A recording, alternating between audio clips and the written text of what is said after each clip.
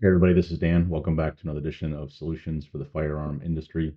Uh, Today we're going to talk through episode 10, which is corrections. So Form 4, Form 1s, what happens if you get a correction request or if you catch an error on your form before it is actioned by the ATF. And we're going to talk through those pieces. If you're new to us, check out our previous versions. We've got a whole bunch of issues on how to become an SOT, the e-forms process, Form 4 submittal process, like and share so you get notified of when new ones come out. And with that, we'll get into it.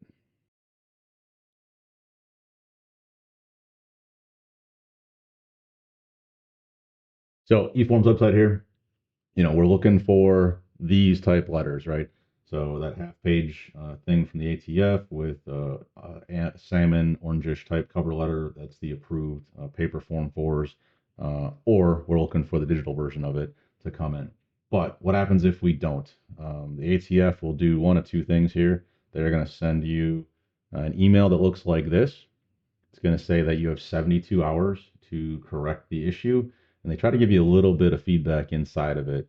This one, for example, says refers to the responsible person questionnaire as missing or incomplete. Now, they don't give us all the information as to what it could be. That's one thing I wish they would do a little bit better is to say, hey, this is what the error actually is.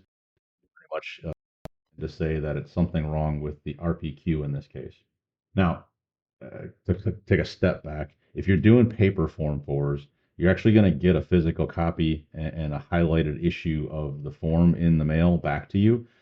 Instead of coming in these nice half page envelopes, those correction letters will come in a normal letter size envelope, and then open that thing up, read through what's going on. Typically, the examiner will have highlighted something and or annotated that this is the issue, and then you have to mail that back to them.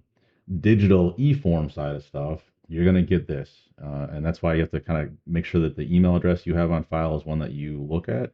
So you get the correction notification piece here. So this clearly says 72 hours to fix it. And we're going to talk through how we go about that. So go back to eForms. I'm going to log in.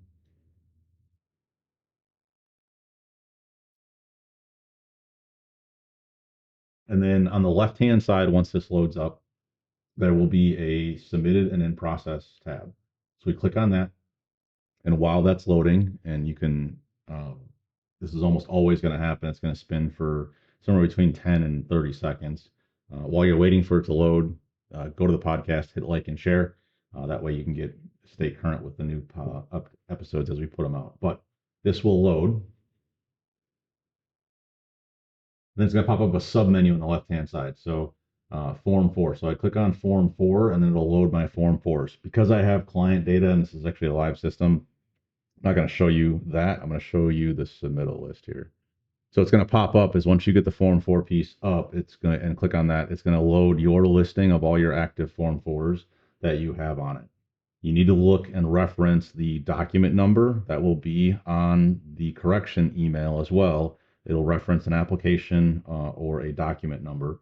Make sure you cross-reference that. If you're using internal control numbers that I strongly recommend, usually that will have last name and serial number in it, so you can make sure you're referencing the appropriate form. But you can go to that document, and if you look at the image on the screen here on the right-hand side, you'll see an eyeball piece. That will be how you can go into the correction. Now, a couple pieces here. If you notice an issue on the form after you submit it, if it was done during the train stop pieces, not in electronic documents, there's really nothing you can do except withdraw it. So if you have the trust name incorrect, if you spelled the individual's name incorrectly, wrong social security number, etc. If you notice an error on that piece of it, there's really no way to correct it. The ATF said that they're going to offer a correction module to us, but that hasn't come through. And that was back in January, February timeframe. They say they're working on it. They say they plan to work on it, but we haven't seen any transaction with that. And from how we understand it, the only option that the examiner really has on e-forms is for a couple very select few cases, you can issue that correction piece or deny. There's no other method to request a correction from the submitter. It's really a deny it, or on a couple few instances we can change it, and really that's going to come on trusts. So anyway, uh, we have our list of forms that are submitted pending. Right hand side, the eyeball piece, you go into the form, and then you want to navigate to, on the train stops, electronic documents. I have that up on here as well. On the train stops, you can see clicked on the electronic document piece. It'll show the documents that we have loaded and the document IDs and types, and as well as the name of it. So many times, the two pieces you're going to get the corrections for, really on a trust, are the responsible person questionnaire, the 5320.23, or on the trust document itself. And they will ask you for a revised RPQ or a accurate RPQ to be uploaded. And we would simply go and click on the choose file. I'd browse for that updated RPQ. I would say the document type would be a corporation and a trust other document, and I would name it revised or updated RPQ for my client name type piece, and upload that up and in. The only types of documents that you can put into electronic documents are JPEGs, so photos, so you could reload a client photo, and PDFs. There is no way to load a fingerprint file in EFT.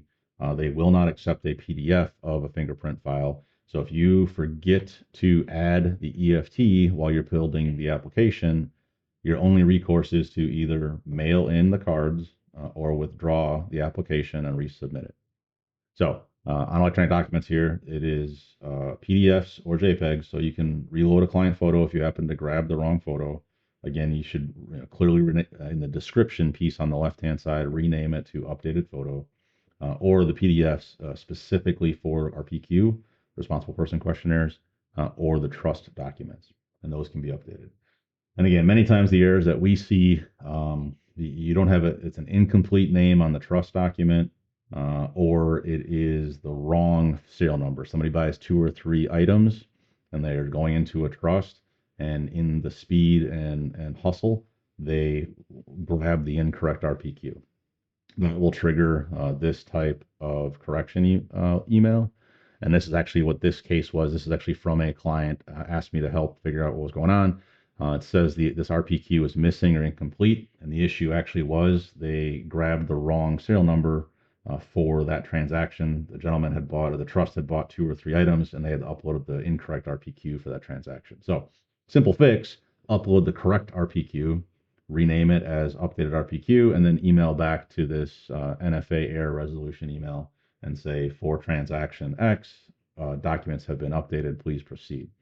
And typically this will come back then relatively quickly, because they're at the final stages of the approval process when they get these error corrections. And then you should get one of these emails here that would say the stamp has been approved. So quick rundown recap.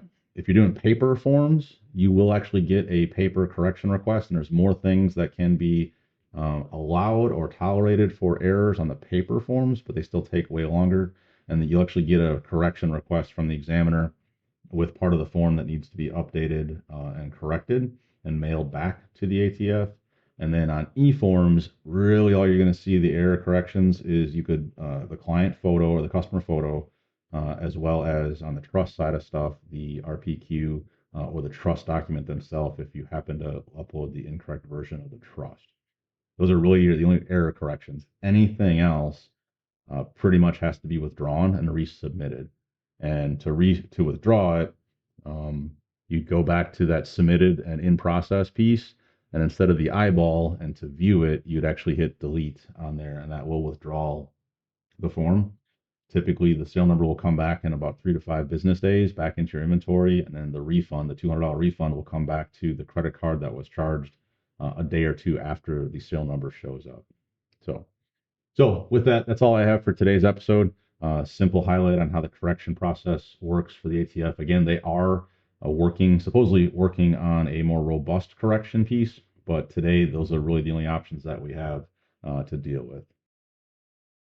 So if you like what you saw and like what you're hearing from us, go check out our Spotify or YouTube channel and hit that like and subscribe and the alert piece to be notified of it. Share it with your friends, if anybody else that might be able to use it.